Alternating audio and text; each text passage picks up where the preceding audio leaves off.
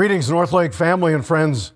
Pastor Jeff here in the sanctuary and in front of a very beautiful, impressive Christmas tableau.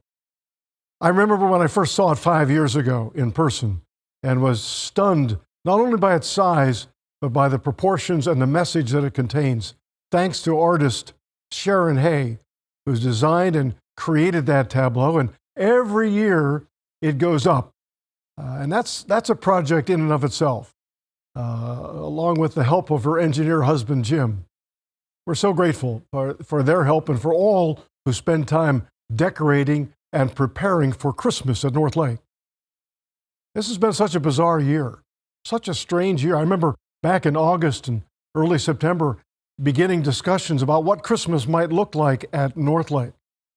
And we earnestly asked the question. Somebody said, well, will we put up the decorations? Will we put up the tableau? And those of us in the room said, absolutely. We're going to buy the poinsettias. We're going to put up all the decorations. We need this year as much Christmas and celebration of the birth of Christ as ever. And even if not as many people see it in person, because not as many people are worshiping on campus, we still feel it's important to do all that we can. And that's also why I want to make sure you can see it, get a chance to see it by video if you're not on campus with us. Not only did we want to do things right this year, we even tried to figure out what we could do in addition.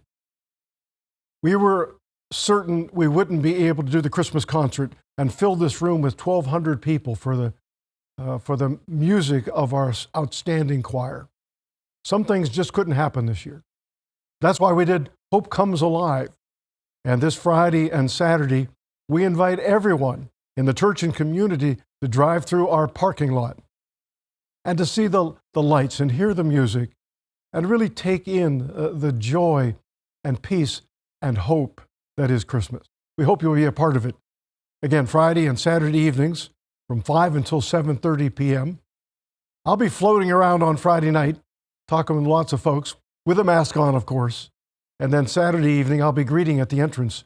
And perhaps I'll get a chance to say hello to you. You know, this has been such a difficult year. And I'll say even for our staff. I'm actually dressed up today for our staff Christmas luncheon. And even that is different. We'll be all scattered across the fellowship hall with one person per large round table so we can be together and celebrate, but in safe fashion. And that's what North Lake's been doing now for months and months, prayerfully considering what can we do that is safe and faithful during these months. And I do want to ask you now to do your part to help us finish this year strong.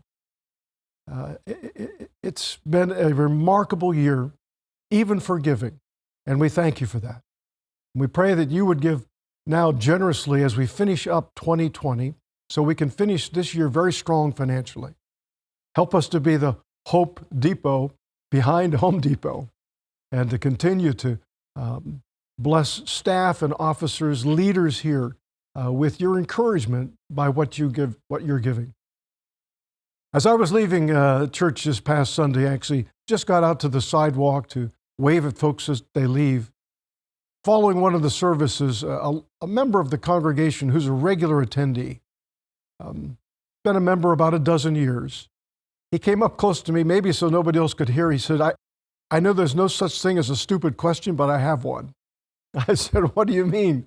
He said, well, I hear about second offerings, but I really don't know what that is or how I do it. He said, in the church that I came from, if we had a second offering, we passed the plate a second time. And that was very clear what the objective was and how to do it. He says, I'm not sure how to do it. I'd like to do my part. I said, I am so glad you asked, because if you're wondering, I'm sure many others are too.